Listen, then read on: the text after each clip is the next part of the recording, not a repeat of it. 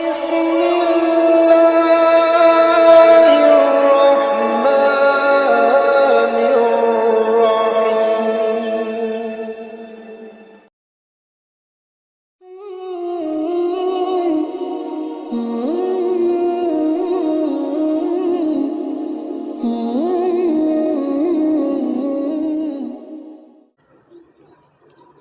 Assalamualaikum warahmatullahi wabarakatuh.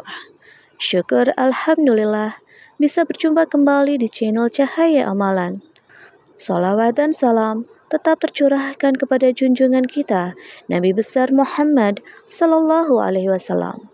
Allahumma sholli ala Sayyidina Muhammad wa ala ali Sayyidina Muhammad.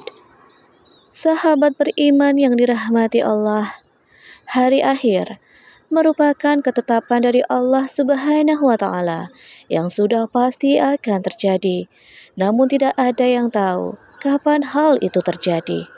Para malaikat, para nabi, mereka pun tidak ada yang mengetahui kapan terjadinya hari kiamat tiba, apalagi kita sebagai manusia biasa.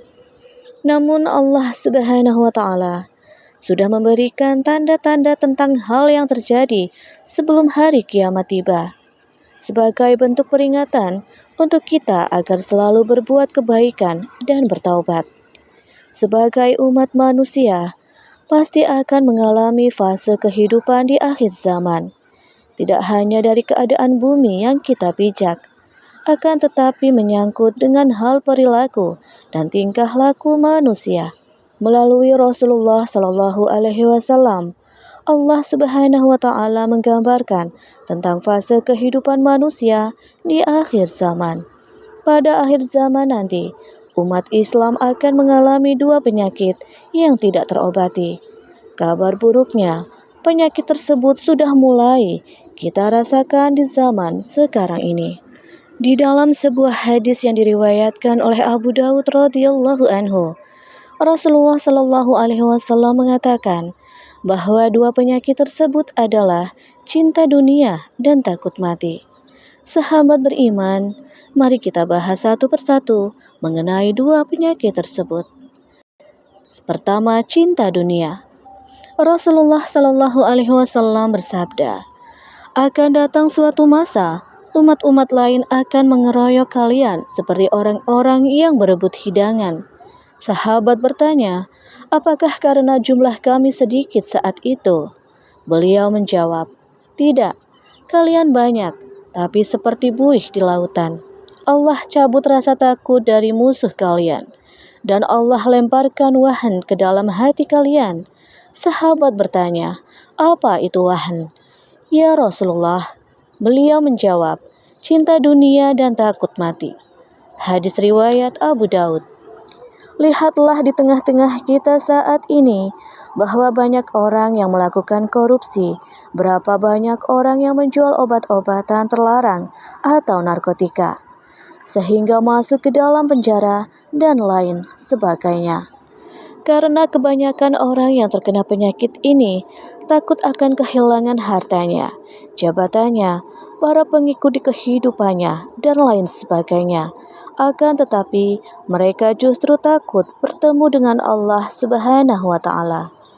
Mereka seperti dibutakan oleh dunia, sehingga tidak terselip sedikit pun dari tindakan tersebut adalah untuk bekal menuju akhirat.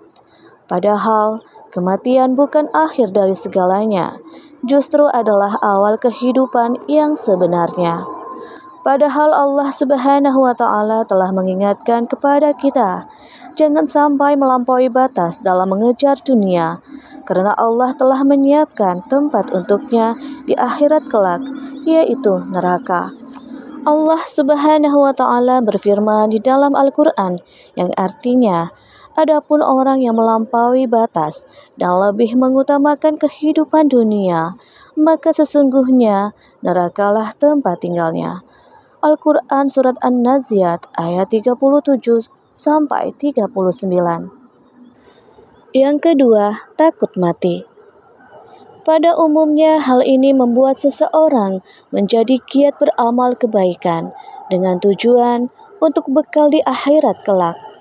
Namun sebaliknya, Dalam konsep takut mati ini, yang dimaksud ialah justru orang-orang yang takut mati karena lemahnya iman dalam diri mereka. Karena mereka menyadari bahwa kurangnya amal kebaikan sehingga mereka tak mau bertemu dengan Allah melalui kematian. Padahal kematian adalah awal menuju kehidupan yang sebenarnya dan kekal. Mereka yang takut mati telah terpedaya oleh gemerlapnya dunia, sehingga melupakan suatu hal yang pasti terjadi, yaitu kematian. Rasulullah Shallallahu Alaihi Wasallam telah menyampaikan bahwa sebenarnya orang-orang yang cerdas adalah orang yang paling banyak mengingat tentang kematian.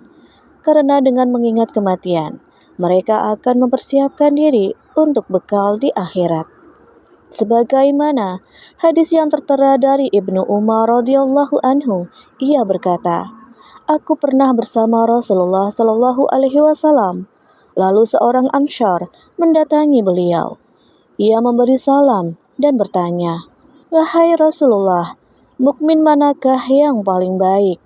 Beliau bersabda, 'Mereka adalah yang paling baik akhlaknya.' Lalu mukmin manakah yang paling cerdas? Ia kembali bertanya. Beliau bersabda, 'Yang paling banyak mengingat kematian dan yang paling baik dalam mempersiapkan diri untuk alam berikutnya. Itulah mereka yang paling cerdas.' Hadis riwayat Ibnu Majah.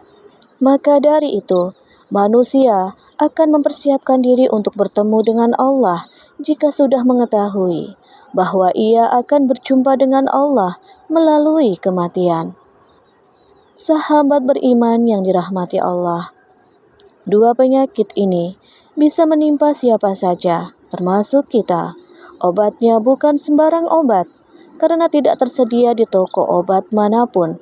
Akan tetapi, obatnya ada di muhasabah diri, zikir, dan taubat.